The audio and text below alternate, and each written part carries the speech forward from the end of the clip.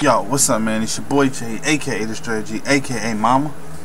There goes that man again, aka I'm so disrespectful, aka the man by many names, and you're tuning into another Walking Dead review show. Big shout outs to all the people who watched my last video. If you watched it, if you gave it a thumbs up, if you commented, big shout outs to all y'all. Much love, man. But fuck all that. Let's get into this video. To this review.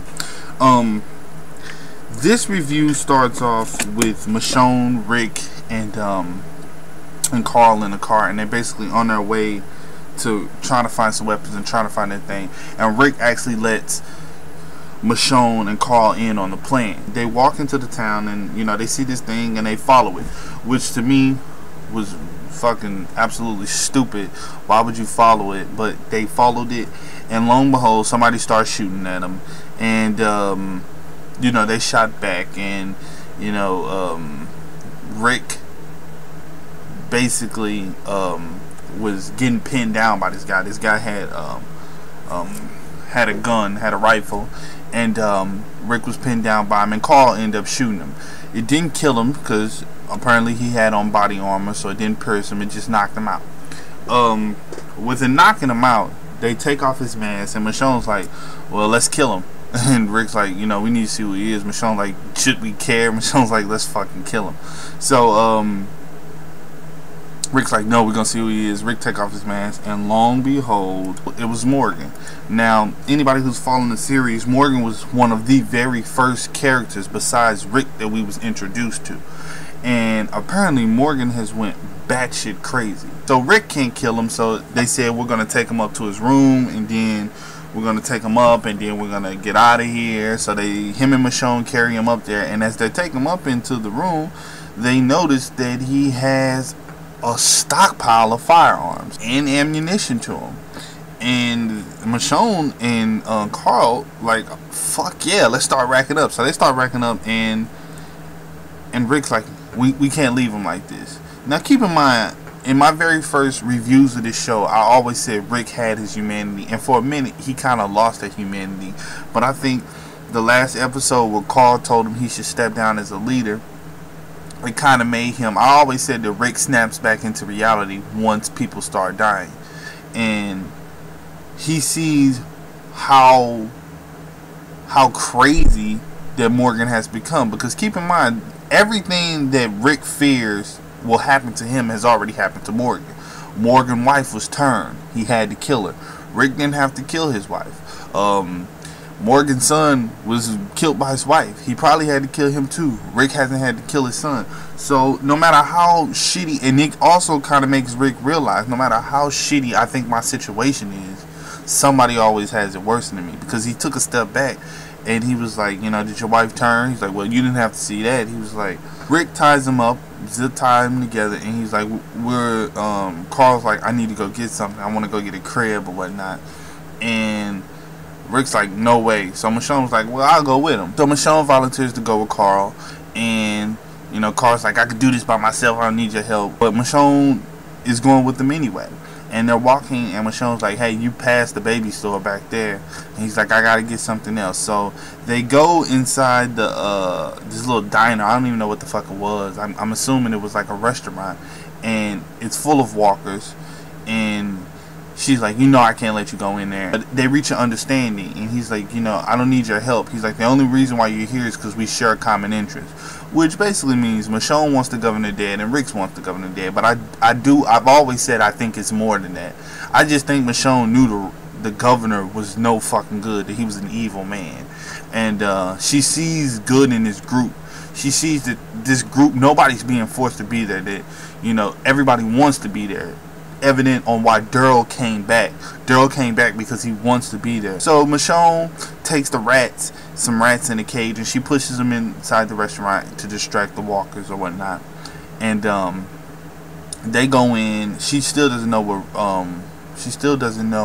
what actually Carl wants to get, and it turns out he wants to get a picture. So the rats distract the walkers inside the restaurant, and they sneak in and they grab the picture. Now, on their way sneaking back out, one of the rats runs to them, and they were like, how the fuck did he get out that cage? They look up, it's walkers. Okay. So walkers are around. They got to get their way out of it. Carl actually comes up with an ingenious idea. What he does is he just leads them around in a circle and flips over a table and goes outside the restaurant. Well, in the midst of all this, he drops the photograph that he was trying to get for his sister, which is a picture of his mother and his father. And he said that he just thought that his sister should know what her mother looked like, which is kind of an honorable thing, but it's kind of stupid too. I mean, you risk your life for a picture, but hey, at this point in time, it's like one of the few things he feels that he has left. So he drops it and he tries to go back, and Michonne's like, no. She's like, listen, I don't know you, you don't know me, but let's cut the bullshit. Let's do it. And they kind of like had a bond. I felt like it was character development in Michonne, that she wasn't just this badass, that deep down inside she was a human too. But she went back and she just did the shit so quickly that she came back with the picture, and I was like, wow. And she was like, I was gonna go back anyway. And she handed him the picture, and then she showed this like colorful cat, and she's like, this thing's so pretty. And you just seem like a bonding moment. Now some people might not like that, because I can hear people saying now it kind of softens Michonne, which it does, but I like that it kind of softens her. Nobody can be like this just badass 24/7. I don't care what anybody says. Everybody has a weak point. Just like Daryl. Daryl is a badass, but he's not a badass 24/7.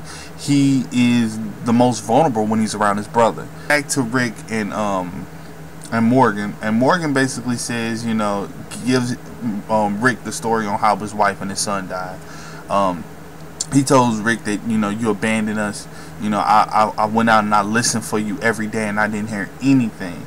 Which, if you watch the first season, you know Rick kept getting pushed farther and farther out. So pretty soon, I don't care what anybody said, the little fucking radio, it wouldn't have worked. It wouldn't have reached as far. So, you know, he's like, you abandoned us, and he gives the story on he couldn't kill his wife. Now, this is one of the very first, like, the big plot things, the very first beginning of the season, that Morgan was supposed to kill his wife. When he's staring him down the barrel of the gun and he starts crying because he couldn't do it, he tells Rick, I knew that it would be a price to pay for not killing her. He says that in the end it came down to food. Morgan's like that they went to go get some food out of a cellar, and he didn't want his son coming with him, so he told him to stay up. And he said when he came up, he saw his wife standing there in front of his son. Now, I think that this ties back also to where they say that the zombies or the walkers have still a piece of part of them left in them, buried somewhere in there. I find that kind of plays, because if you remember in the very first season that his wife walked up to the door and was like looking around and trying to get in, and all the other ones didn't try to do that. That's because I believe something in her knew that she used to be there with her son and her husband. And he said that his son pulled the gun up and just couldn't do it. And he said he called out for him, he turned around, and by the time he called out for his wife was like, you know, eating him alive. And he said he turned red, and he put her down, and he put his son down, and he said it was too late. Because essentially what he's saying, if I would have killed her when I was supposed to, my son would still be alive. So Rick is talking to him, and he said, you have to come back for her. Now, I say that it also, this episode also showed that Rick's son was stronger than his son, because Carl did what he felt he had to do. It was hard, but he put a bullet in his mama's head. People got to realize that he was stronger than his dad and, you know, Morgan. Morgan couldn't kill his wife, and I'm not sure Rick would have been able to kill his wife either. No matter how much he hated her, you know, I'm not sure he could have. And Rick did what had to, Carl did what had to be done. And, you know, Rick is trying to convince Morgan to come back and help them fight. And Morgan was like, you don't get it. He's like, one way or another, you're going to die. Which is kind of sad, but he made a lot of sense. If you have something good in this chaotic world that they live in, somebody is either going to try to take it from you, you're going to die in a hell of bullets, or you're going to die from being ripped apart by teeth. Eventually you will die, you know. And he made sense, but, you know, while they were walking away, and, you know, so they come to a point where Rick basically realized that he can't convince him to come back with him. And Morgan's like, take the guns. The guns don't matter, take them. So he takes them, and Rick, and this is around the time that Carl and Michonne are walking up. And Carl walks away, and he's like, hey, Morgan. And he's like, you know, I had to shoot you. And I shot you. And I hope you know I had to. He's like, you know, I'm sorry. And then, like, Morgan, like, son. He's like, don't ever be sorry. Because essentially, he's telling him, don't ever hesitate on pulling the trigger. Because his son hesitated. And for that brief moment he hesitated, it led to his death.